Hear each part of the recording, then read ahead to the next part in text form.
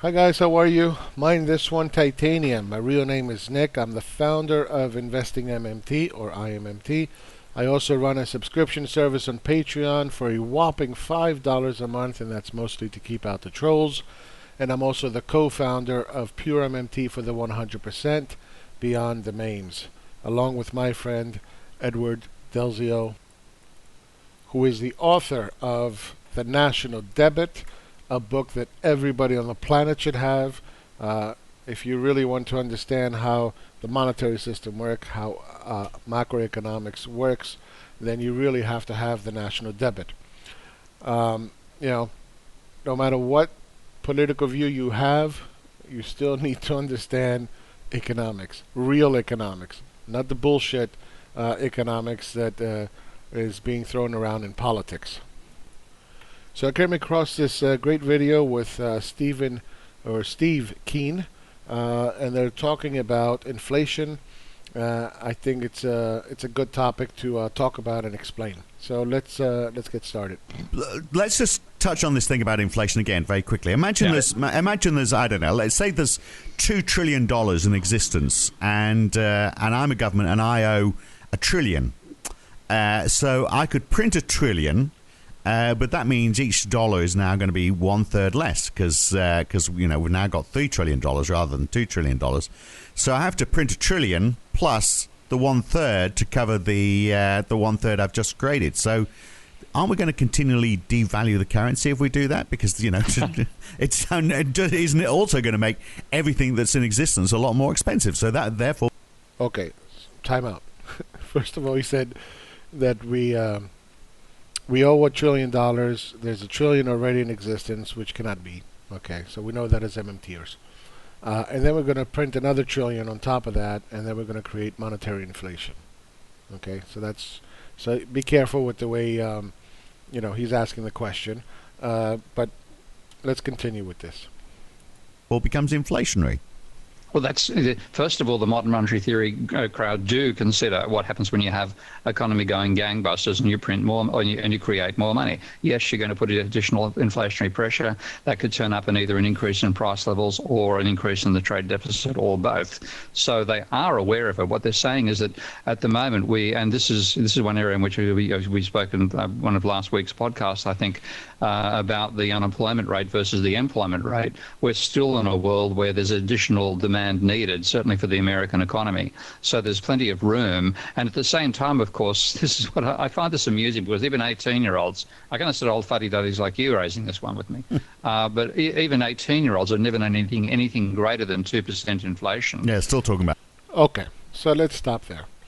So let me bring up my little diagram. So they're saying, okay, well, it's going to be inflationary if you just add another $1 trillion. This is only true if, there was $2 trillion in the functional economy, and then suddenly there was another $1 trillion pumped in instantaneous into the functional economy. So then all prices would rise. Then you would get inflation, the kind the libertarians talk about. But if the economy were to grow by $1 trillion, then that's not monetary inflation. It's because the economy is bigger. And you have to understand that. Okay? There's different types of inflation. They're talking about monetary inflation. Okay? If the economy did not get bigger and you just pumped in another $1 trillion, then yes, you would get inflation. And again, MMT is aware of that. Okay? But if the economy grows by $1 trillion, then you would not get inflation. It's not inflation. It's a good inflation. Okay? Now, we have been creating money from government and from banks. Banks also create money out of thin air. Okay? And I guess in 2009 we had 10% deficits. Okay? Trillion, whatever. And we just kept pumping in that money and we never saw inflation. Why? Because that money is going so fast through the functional economy into the non-functional economy, and you're not seeing inflation in the functional economy, you're seeing inflation in asset prices. Okay?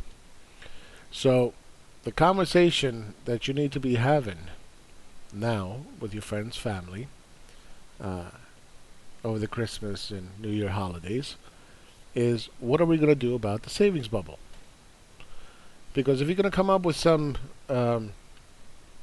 retarded solution to the economy that is a job guarantee, a Soviet-style job guarantee, or a universal basic income, while you sit on the couch with your wife-beater shirt on and some sauce watching TV all day long, okay, as the solution to the inequality, then you don't understand MMT, you don't understand economics, or you're lost, okay?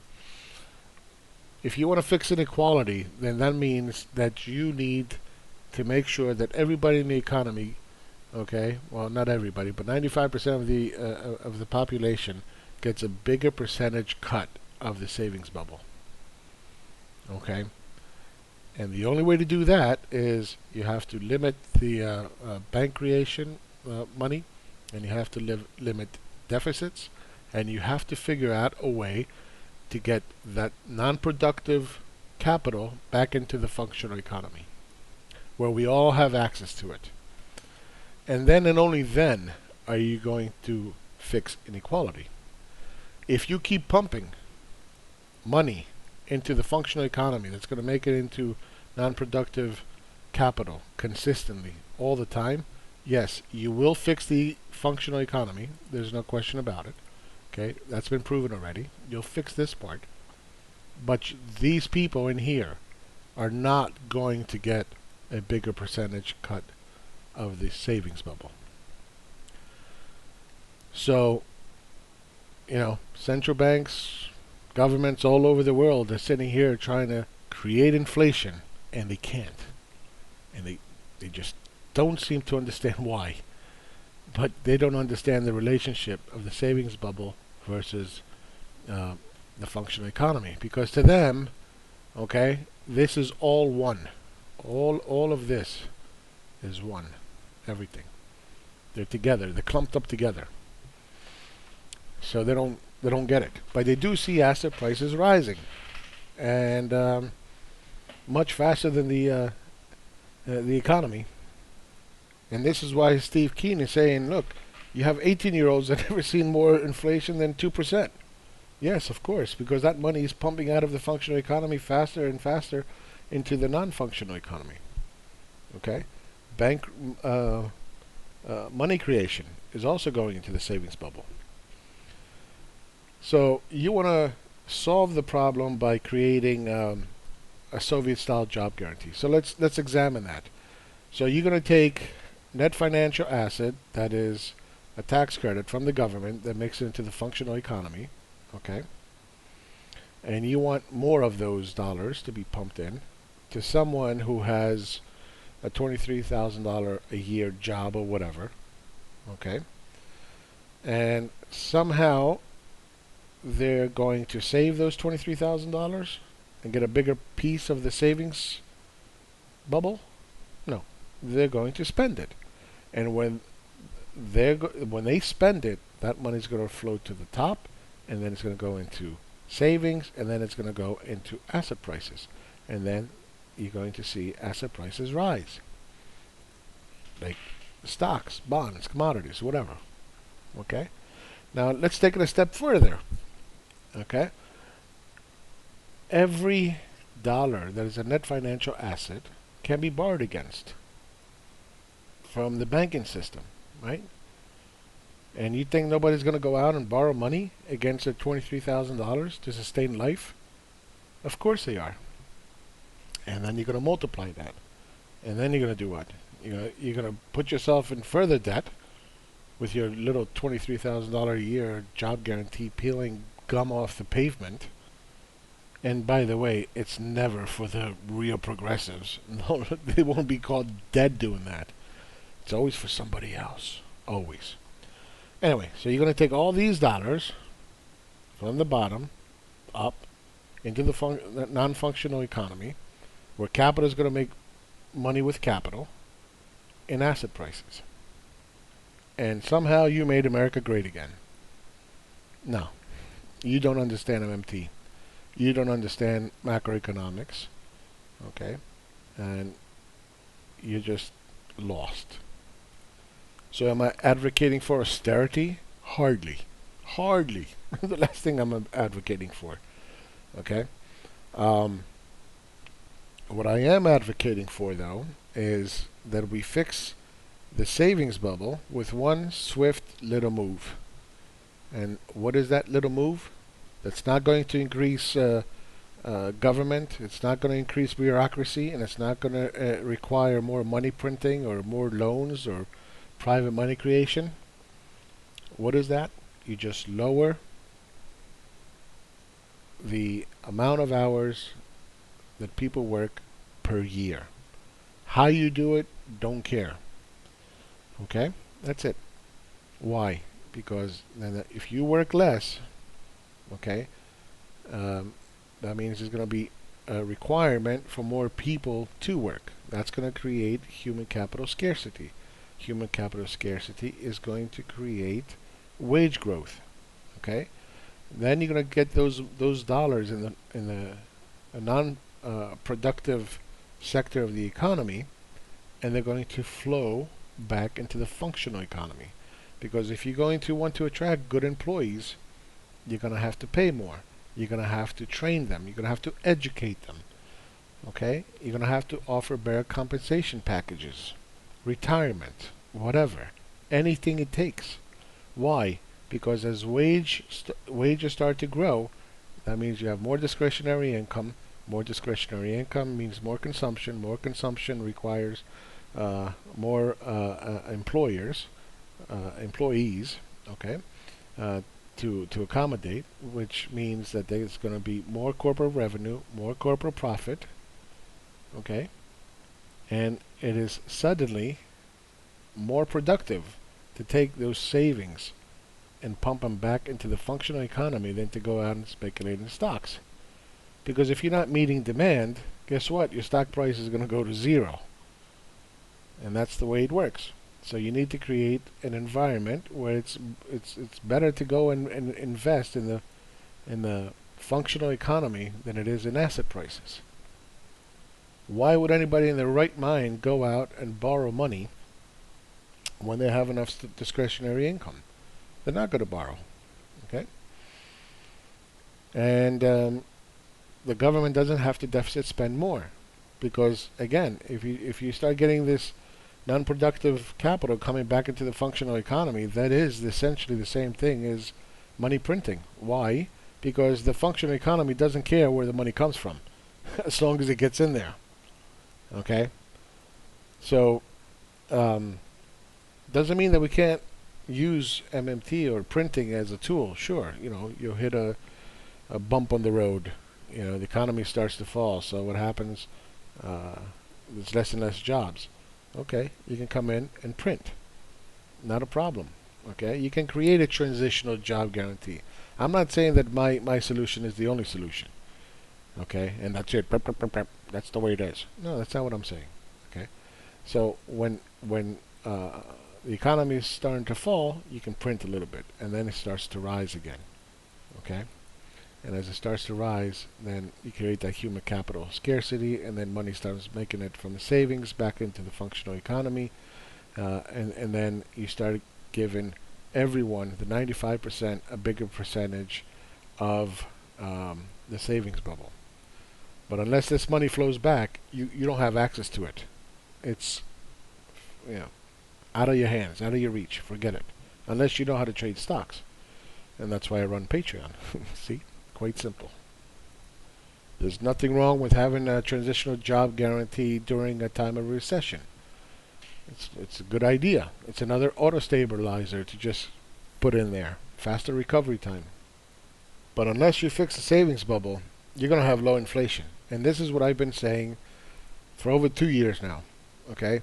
Mike Norman was coming out. He was like, oh, we're going to have inflation. The government is a price setter. And it's more money printing as you raise interest rates and blah, blah, blah. Yeah, well, guess what? We're going into 2018, and the latest inflation numbers, core CPI, was 1.71. Okay? Where's the inflation? You see, he doesn't understand MMT. He doesn't know how to apply MMT into the real world. Yet he runs around saying, "Oh, I'm the only one that applies MMT. Application of MMT." Bullshit. He doesn't know what he's talking about. Okay? And a lot of other fake MMTers don't know what they're talking about. I've showed this chart before. Dow Jones versus margin debt. Okay? So you think you have access to this margin debt in the functional economy? No, you don't. Okay? And this goes on throughout all asset classes. They take those borrowed dollars, pump them into the non-functional economy, and make capital with capital. How is that beneficial to you? Here's Mike. Here's his video. This is what? January 20th, 2017. Inflation is here to stay. People don't get it. No, he doesn't get it. He doesn't have a clue. Here's Bloomberg. Did someone mention the world bubble? And what are they talking about? Well, they're talking about equities, stocks. Okay? Back in 2003, the world stock market cap was about 25, whatever it was, trillion dollars. Here we are today. This is exploding to the upside, and we're near $100 trillion. Where'd that money come from? And where do they think it's going to go? Where is it going to just fly off into Mars, into space, into, I don't know, Saturn, Pluto, Jupiter? This money's not going to go away. That's it. It's in here. It's in the savings bubble. So you're going to sit here and tell me, oh, the decline of America is here and the stocks are going to implode. No, they're not. Pray to God that they come back so you can go out and buy them, because they're going to go right back up. This money is not going to go away. And this is what makes Warren Buffett, because Warren Buffett understands the savings bubble. And everybody's sitting here writing books about, well, what's the secret of, Warren Buffett? What does he do? I'll tell you what he does. And everybody's sitting here speculating on what he does. I'll tell you what he does. He understands the saving bubble. Once money makes it into the savings bubble, it ain't making it back out. And it's not going to fly away into, another galaxy. It's going to stay exactly where it is, in the savings bubble. Now, where it shifts from stocks to bonds to commodities to whatever it shifts, it doesn't matter. It's still in the savings bubble. You understand? And that's why he is successful. Everybody thinks that, and this is why they lose money. This is why people lose money. Because they think they have to guess better than the next guy. And that's how you become rich.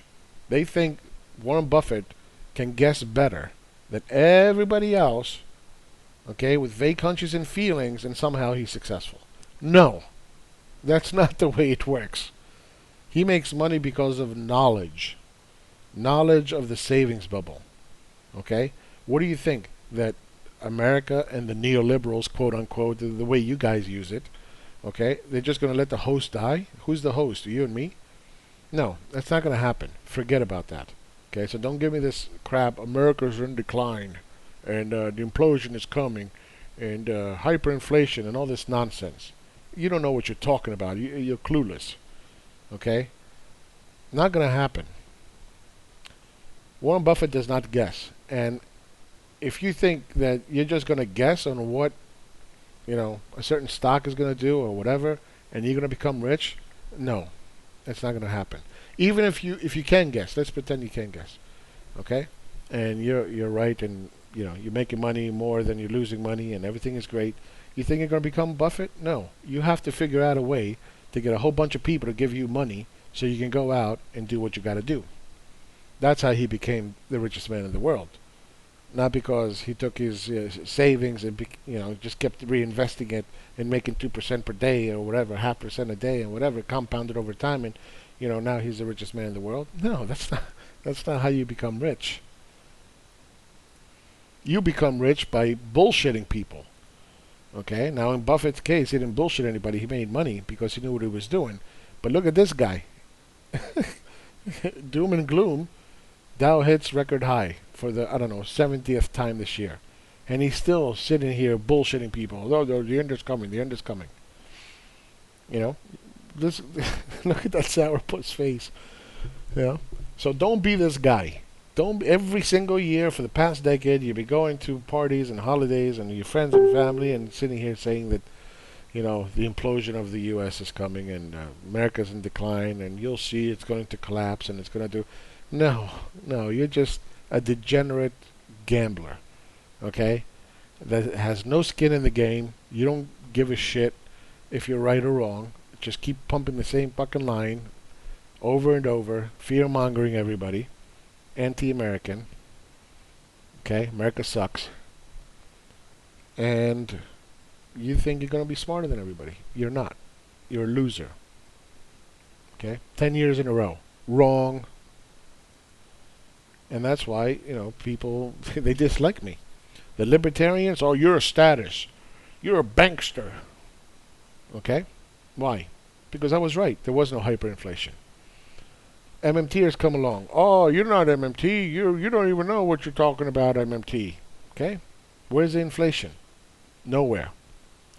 You claim you're anti-neoliberal? Really? So you want to feed the savings bubble by giving people a job guarantee, using them as proxies to feed the savings bubble so they can go out and borrow more money on that amount that they have in savings to juice up their capital, their return on investment, so they can go out and borrow money to buy back stocks at $500 billion, at the tune of $500 billion, and pay dividends to their shareholders at the tune of $500 billion, and that's going to make America great again by you peeling gum off the pavement and planting flowers for the greater purpose of the good, or whatever the hell you guys say. I don't even know what you're saying. It's not going to make America great again. You are the essence of neoliberalism. Feeding that savings bubble constantly, all the time, non-stop. Okay, giving them a bigger percentage of the savings bubble while you get dick. And you're going to come on YouTube crying, children with cancer. They have no shame, these people. And they call themselves MMT. Their children with cancer are dying. Using poor little children to gain what? Donations and that they're morally superior than everybody else. They have no shame. None. Anyway, screw them. They don't know what they're talking about. So, again, the reason you're not going to see inflation in the functional economy is because those dollars are going into the savings bubble, and that's where you're seeing the inflation. And if you want to fix inequality, then with your friends and family, you should start talking about the savings bubble and about non-productive capital and how capital is making money with capital. Okay? And, this is the conversation that we must all be having, and not talking about fix-all ideologies of austerity or money printing to infinity or stupid Soviet-style job guarantees and universal basic income. That's not making America great again. You want a deficit spend? Go and deficit spend in education for our children. Okay? Make them smarter. Make them more innovative. Don't be this loser at this year's party again. Okay? That said last year the dollar was going to collapse and stocks are going to implode and America is going to zero. Don't be this loser, this sourpuss. Be the smart guy. Don't be Mr. Go out and buy gold and silver that he mentioned year and a half ago, a year ago. Okay? Inflation is here to stay and there's no inflation, and, he won't concede. Or this stupid, March 21st, 2017, the great unwinding has begun. And now he's down, $80,000 on his buy and hold strategy to infinity. Don't be a dope. Don't be this guy. Okay? Charles Manson of fucking economic bullshit. Understand the savings bubble. Government debt equals private sector assets. True. But to whom in the private sector is the question you must ask. You and me, or the top 5%? Once you answer that question, and you start understanding the savings bubble, then and only then are you going to start to understand MMT. That's it for now. Happy holidays. Merry Christmas. Come down to our Patreon, $5 a month. I can teach you how to invest properly. And again, it's not about the investment. I don't give you trading signals. I don't promise all profits and you'll be rich and none of that stuff. That's not what it's for. It's about people that want to learn to apply MMT into the real world, and it's that knowledge that over the course of years, because there's a lot more to it than just understanding MMT that you need to learn, but it'll take years for you to start to learn how to be a good investor and trader, and how to apply MMT into the real world. Because for me to tell you something and just take my word for it is not good enough. You need to see it for yourself. You need to gain that confidence that yes, this is true, and it takes years because macroeconomics moves very slowly. And then once you see it, then you can teach that to your kids, and then you can go out and get another piece of the savings bubble. And that's the way it works. And with that knowledge, if you're good enough and you can bullshit people, you can go out and let them give you money, and then you can go out and be Buffett. All right? That's it. Thanks a lot. Thanks for your support. Merry Christmas. Happy New Year. Happy holidays. Don't be a loser. Be a pure MMTer. Okay? That's it. Bye-bye.